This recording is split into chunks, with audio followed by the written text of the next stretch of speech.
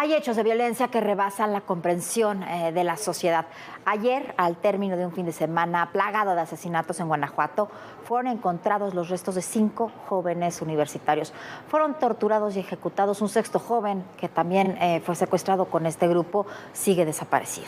Mire usted, las víctimas eran todos estudiantes de medicina de la Universidad Latina, universidad privada ahí en Guanajuato. Eran buenos estudiantes, no se sabía que tuvieran algún tipo de problema o de relación con el crimen organizado, y se sigue repitiendo la norma de los grupos criminales de ajusticiar a grupos de jóvenes simplemente porque ven a varios jóvenes, porque les parecen sospechosos o porque los creen parte de grupos rivales. Se habla mucho del caso Ayotzinapa, y está bien que se hable mucho del caso Ayotzinapa, pero todos los días tenemos un nuevo Ayotzinapa en el país, Viviana. Bueno, y el fin de semana pasado, sin contabilizar el asesinato de estos 5 estudiantes, se produjeron 38 homicidios más tan solo en el estado de Guanajuato.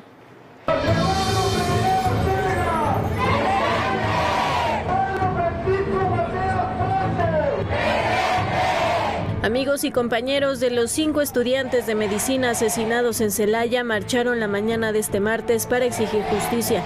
El contingente, en el que participaron alumnos de al menos 8 universidades, salió del Hospital General con dirección al Boulevard Adolfo López Mateos para luego llegar a la presidencia municipal. Ahí un grupo de estudiantes se reunió con autoridades para exigir justicia.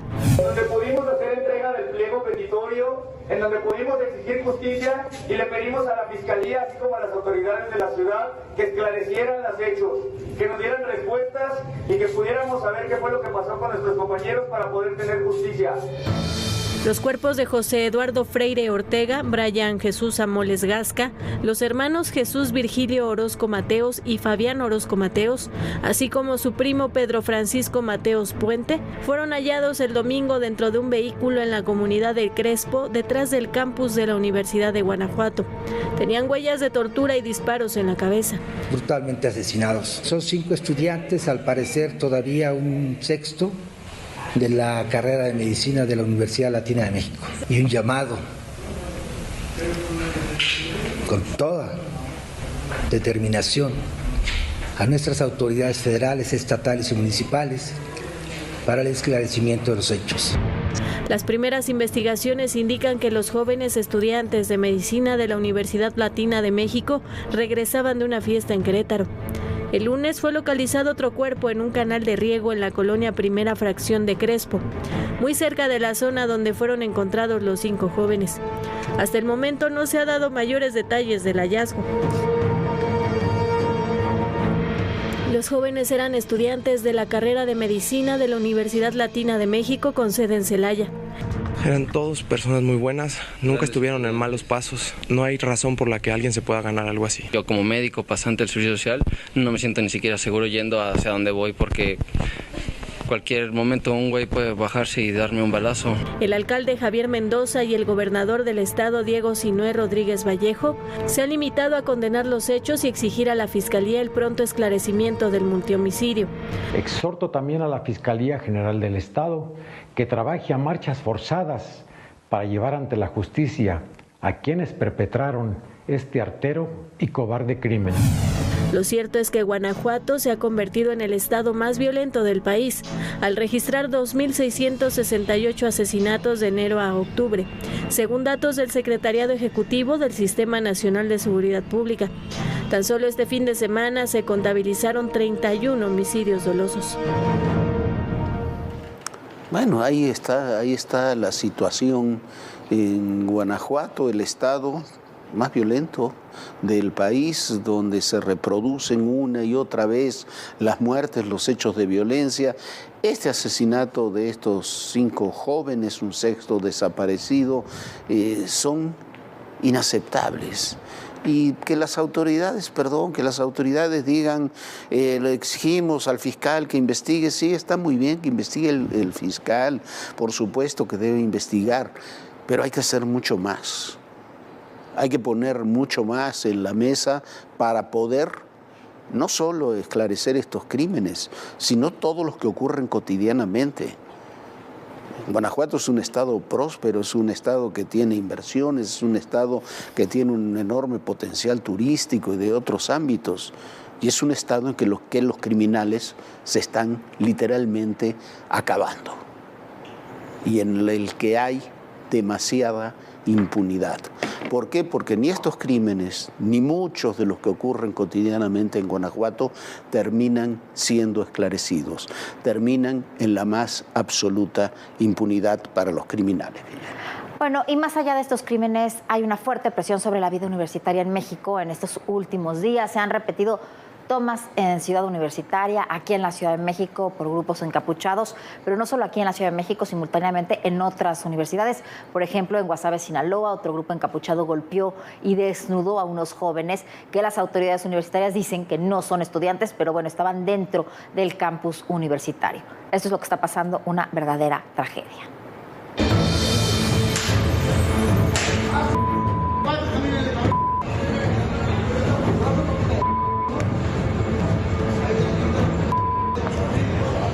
Así es como dos jóvenes fueron agredidos, con una tabla por hombres encapuchados, quienes además los hicieron caminar desnudos por varias calles de Guasave, Sinaloa, y sin que ninguna autoridad llegara a impedirlo.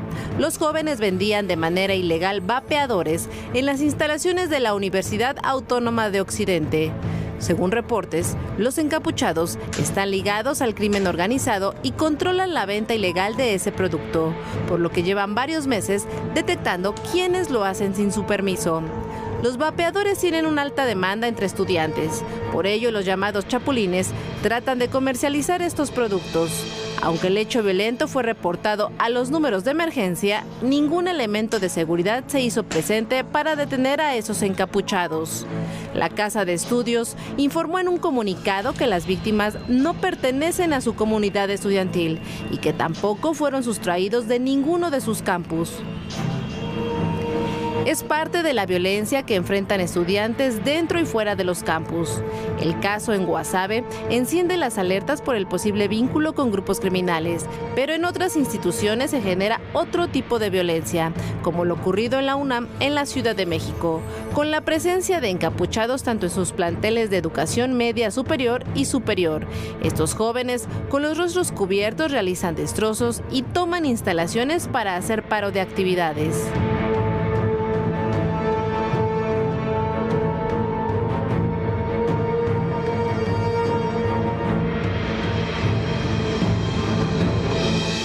Apenas el 30 de noviembre, un grupo de encapuchados realizó quema y destrozos en la rectoría de Ciudad Universitaria. El contingente de entre 20 y 40 personas exigió el inicio de una huelga en la UNAM. También pintó e incendió algunas zonas cercanas al Metro Universidad, aunque no se reportaron heridos y mucho menos detenidos. El recién nombrado rector de la UNAM, Leonardo Lomelí, habló sobre los actos violentos que han ocurrido en distintos planteles de la máxima casa de estudios en los últimos meses. Indicó que hay grupos de encapuchados que tienen como objetivo desestabilizar y lo hacen involucrándose en expresiones estudiantiles con demandas legítimas.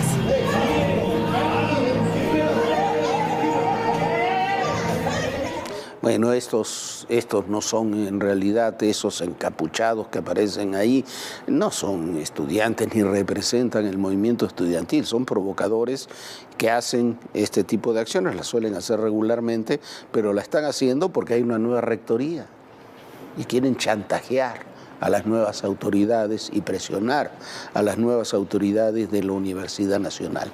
¿Por qué? Porque hay lugares, elementos, por ejemplo, el famoso Auditorio Che Guevara, que algún día tendrá que ser recuperado por las autoridades universitarias. El caso allá de Guasave muestra también un acto de violencia. Es medio absurdo decir que bueno, que no son estudiantes, son dos jóvenes que se dice que fueron sustraídos de la universidad, que ahí vendían, como dice la nota, vapeadores y cigarros electrónicos en forma irregular. Los narcotraficantes que quieren tener el control sobre esos productos, no quieren que nadie les haga competencia y los exhibieron así. Ni una sola autoridad apareció para controlar esa situación, pero eso nos lleva a reflexionar otro tema, los vapeadores, los cigarros electrónicos, todo eso tiene que estar regulado. Lo que tenemos ahora, que es una prohibición así terminante, no sirve para nada. porque esos productos están en todos lados. La única diferencia es que en lugar de tener una venta regulada y una venta comercial, como se hace con el tabaco, como se hace en el alcohol, lo controlan esas ventas los personajes del crimen organizado. Y ahí mismo en Sinaloa, el gobernador Rubén Rocha protagonizó una vez más uno de los hechos más bochornosos que se le recuerdan. Dijo que tener un hijo adicto era peor que tener un hijo gay o un hijo con discapacidad. Fue en un evento público, está grabado, y el gobernador luego alegó, ¿cómo no?, que editaron sus palabras. Véalos, juzgue usted si está editado. Adicciones, que eso está más feo, mucho más, que tener a un hijo con discapacidad o tener a un hijo homosexual. ¿Usted lo ve editado? Dice cada barbaridad el gobernador cuando está improvisando en este tema y en cualquier otro. Pero bueno, ese es el gobernador que eligieron. Por cierto, en Sinaloa siempre sí se llevará a cabo la Expo Agro, iba a ser suspendida, sí se sacó incluso un comunicado en solidaridad con los productores agrícolas y ante la deficiente comercialización de granos, el poco abastecimiento de agua en las presas y el conflicto que mantienen con el gobierno local y federal. Pero repentinamente, el mismo funcionario dirigente de la Expo Agro 2024 dijo que era un rumor el comunicado que él había firmado hace apenas unos días, y hoy dijo que siempre sí se realizará la Expo Agro. El campo de Sinaloa se encuentra en problemas. Hay escasez de agua, lo que ha provocado que la siembra de maíz se redujera 50% sobre la producción de 6 millones de toneladas que año con año se reporta en el estado. A los agricultores les dan alternativas como incrementar la siembra de garbanzo, sorgo y frijol, pero a las autoridades se les olvida que el maíz es la base de la economía para muchos y se puede alcanzar un déficit al no sembrar más de 300,000 hectáreas de maíz. Los productores advierten que la falta de presupuesto y proveer créditos baratos para el productor, luego de la desaparición de la Financiera Nacional de Desarrollo. Por esta situación, hace unos días se emitió un comunicado indicando la cancelación de la Expo Agro 2024. El evento más importante para los agricultores estaba firmado por Marte Vega Román, presidente de la Confederación de Asociaciones Agrícolas del estado de Sinaloa y organizaciones de Expo Agro. Hoy asegura que el evento sigue en pie y que se realizará del 21 al 23 de febrero. Celebró que ante el rumor de la supuesta cancelación, las autoridades estatales y empresarios sumaron esfuerzo para que el evento se realice. Solo en este año, la Expo Agro logró una derrama económica de 160 millones de pesos, los cuales 40 millones se quedaron en el municipio, beneficiando a hoteleros, restauranteros, transportistas y agencias de marketing. Para este 2024, los organizadores prometen cambiar el formato a solo capacitaciones con productores y no la tradicional expo comercial que se venía realizando. Hay que ponerle un nombre, un rostro. ¡Te vamos a encontrar! ¡Te vamos a encontrar! Y que vienen todas las demandas internacionales. Una ciudad tan complicada como es la Ciudad de México. Ya llegamos a Aguililla, esta ciudad, la entrada a la Tierra Caliente.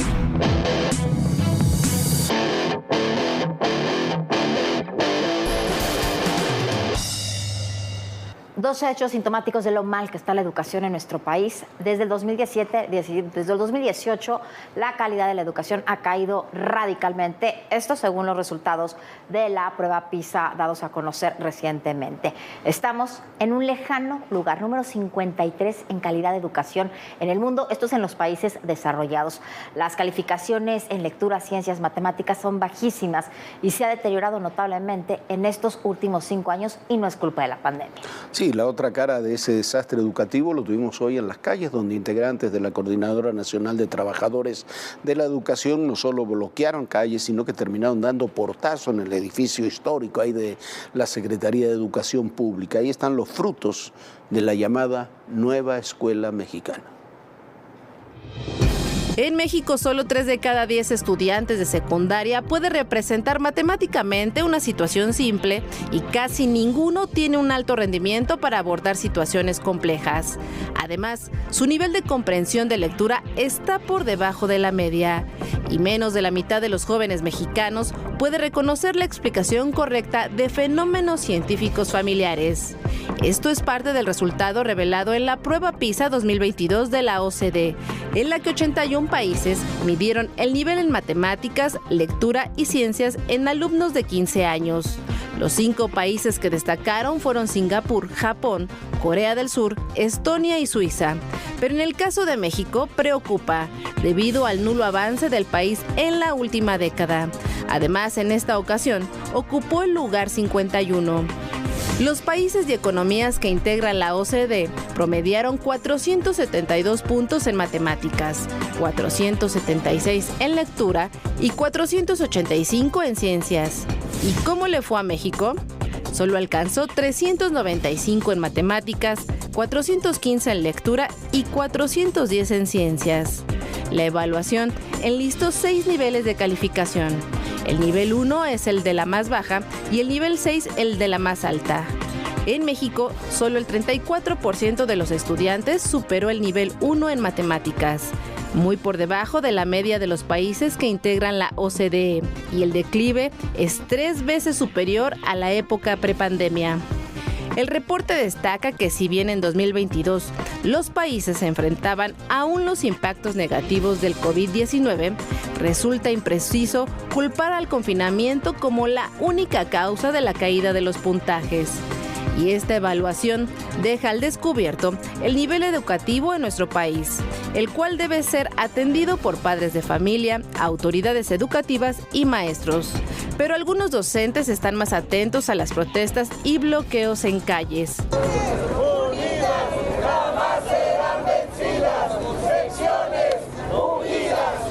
Como el contingente de la Coordinadora de Trabajadores de la Educación, que llegó este martes a la Ciudad de México para exigir un aumento salarial y basificación de profesores que dan clases frente a un grupo.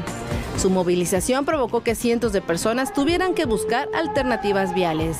Comenzaron a las 10 de la mañana en el Monumento a la Revolución para llegar a la Secretaría de Gobernación y a la Secretaría de Educación Pública. Pero un grupo que llegó de avanzada a la calle de Brasil, donde está la SEP, intentó ingresar a la fuerza.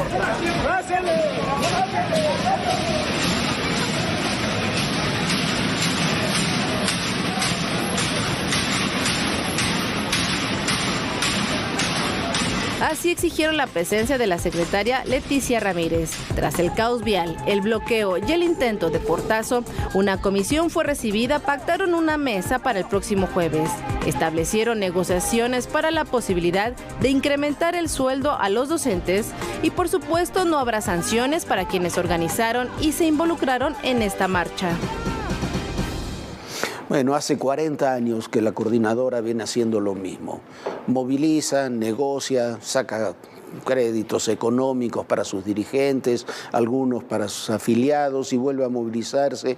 Y todos los años, todos los gobiernos hacen lo mismo. Esta dirigencia de la coordinadora la alimentó quienes ahora están en el gobierno, que ahora la sufren como la sufrieron sus antecesores. Pero lo cierto es que la educación se deteriora año con año en México, y que desde 2018 hasta el 2023 su caída ha sido marcada y pronunciada. Hoy dijeron las autoridades de la SEP que eso se debía a la pandemia.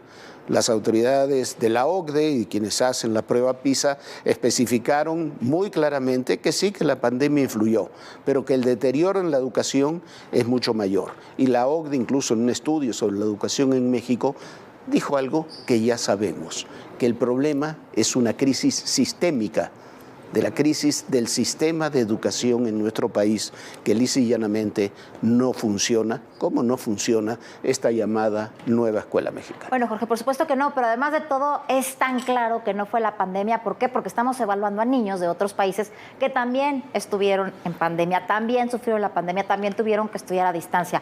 No estamos hablando de resultados aislados.